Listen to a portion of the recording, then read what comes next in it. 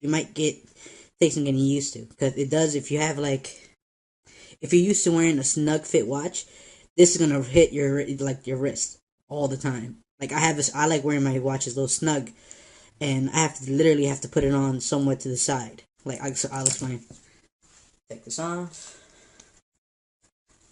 All right.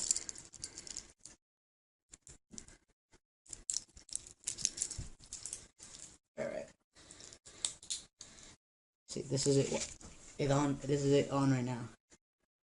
You see, looks great. I love it. But the moment I jab my wrist is already hitting like the outer part of my wrist. So I'm like not even really fully bending my hand. I have to literally just turn it to the side a little bit and wear it that way. So just a word to the wise: if you're gonna get it fitted, either you're gonna have to either get used to that or get it fitted slightly looser. But that's causes another problem just because of the weight of the watch. If you get it too loose, it's gonna move around everywhere. The moment that's the main reason why I had to get a snug fit, just because of the weight of the watch. If you have it too loose when you get it fitted, you're gonna find your bezel down here under your wrist onto the side. So, I mean, might take some getting used to. This is your everyday watch. You might not like it, honestly. I like this watch a lot just because like it's not my everyday watch. This is like when I want to get dressed up, wear a suit, and I want to show off. I say show off, but it definitely it catches everybody's attention. It's a real sharp looking watch. Now let me get into the details of that regarding now that we covered fit of the watch. Now, this is one thing I look for when I look for a metal style bracelet watch is the clasp. This is a scissor clasp. Now, what does it do? It creates right here when they connect, creates a pressure point.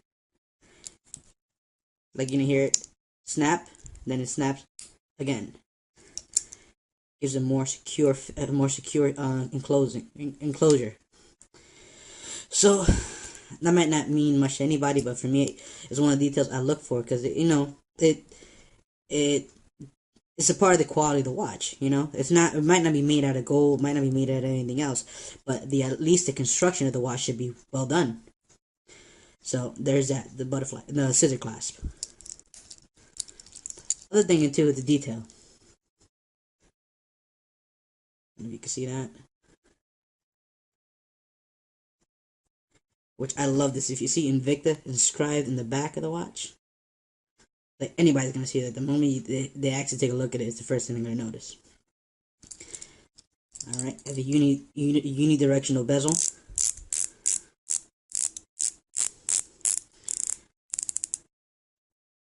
And again, the window for the date is pretty big. What else can I tell you? Oh, also this is a chronograph watch. So if you never bought a chronograph watch, obviously you don't know what I'm talking about. If you have chronograph watches, you know exactly what I'm talking about. A chronograph watch is essentially a stopwatch built within a watch.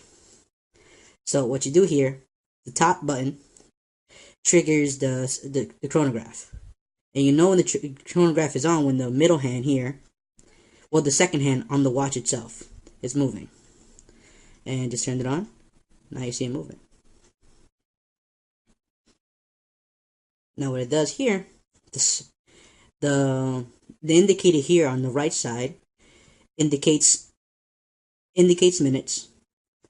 The indicator here in the bottom, in the middle, indicates hours.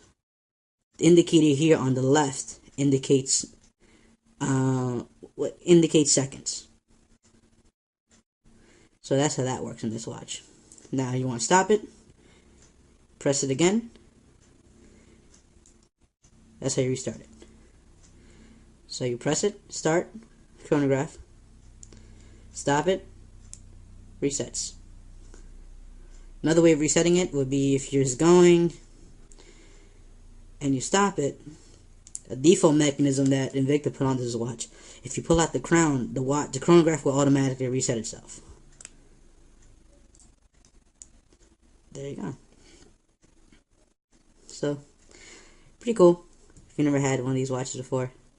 I mean, not to say most people are going to use a stopwatch, but the 3 extra buttons here just gives it an extra. It's more.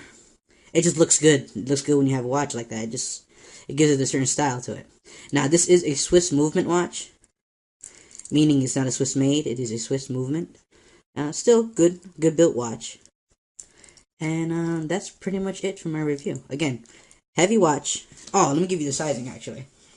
The casing diameter is 49 millimeters. That would be like the overall circumference of the watch is 49 millimeters, which is pretty big. Actually, this is the biggest watch I own thus far. My other Invicta is only about 44. The case thickness of this watch is 17 millimeters. Again, it's not a thin watch by any means.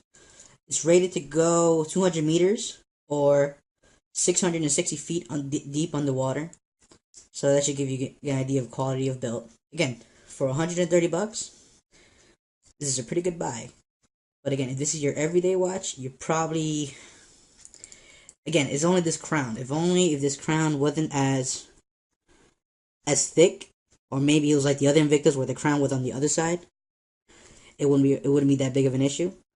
But because the crown is so big on this side, it could make for uncomfortable everyday use. So, again, if you're interested in this watch, I would recommend it as an occasional watch if you're going to work. Not necessarily work. If you're going to like a party, if you want to go out to a dinner party, I wouldn't use it for everyday casual use. Just only because of that, it's just gonna make you uncomfortable. And other than that, it's a great watch. It's really great looking watch. It makes a statement, and it definitely catches everybody's attention when you wear it. All right. Thank you very much.